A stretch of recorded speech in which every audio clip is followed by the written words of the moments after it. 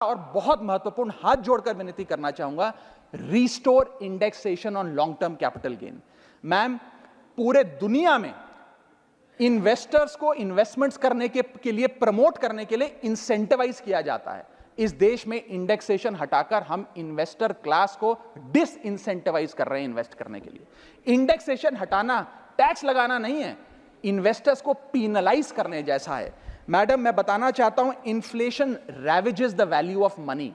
पैसे को खा जाता है इन्फ्लेशन, इसीलिए हम कॉस्ट ऑफ एक्विजिशन को इंडेक्स कर कैपिटल गेन टैक्स की कैलकुलेशन करते हैं। और जो लोग खुश हैं आज कि कैपिटल गेन टैक्स को 20% से घटाकर 12.5% कर दिया है, उनके लिए मैं एक उदाहरण लाया हूं। इस उदाहरण के माध्यम से हम समझ जाएंगे कि कैसे इंडेक्सेशन हटाना इस देश के इन्वेस्टर को एक बहुत बड़ी उसकी जेब पे डाका डालने जैसा है।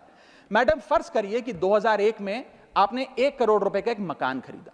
वो मकान की दर 6% के हिसाब से बढ़ती गई उसकी वैल्यू, और आज वो मकान जो 1 करोड़ का आपने 2001 में खरीदा था, वो आज 4 करोड़ 17 लाख रुपए का हो गया।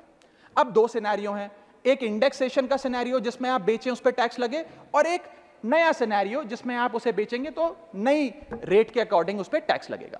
मैं पहले पुराने सिस्टम के हिसाब से, इंडेक्सेशन वाले सिस्टम के हिसाब से उस पर कितना टैक्स लगेगा वो आपको बताना चाहता हूं।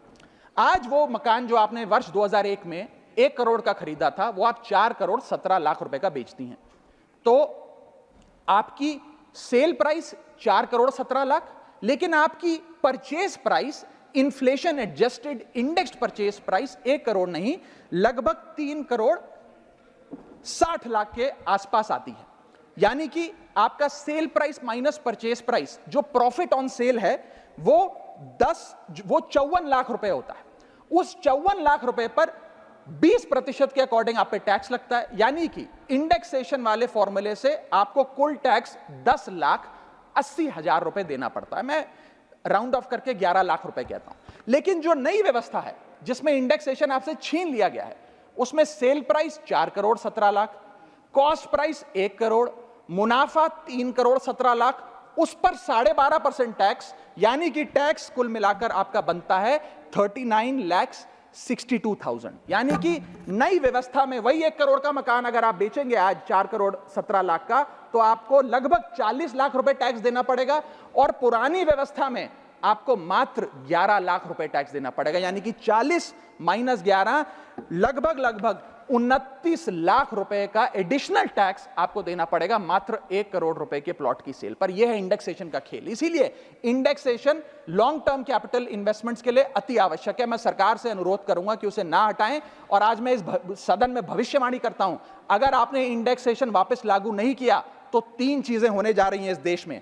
पहला, रियल एस्टेट में इन्वेस्टमेंट गिरने वाली है और लोग अपना ड्रीम होम कभी नहीं खरीद पाएंगे।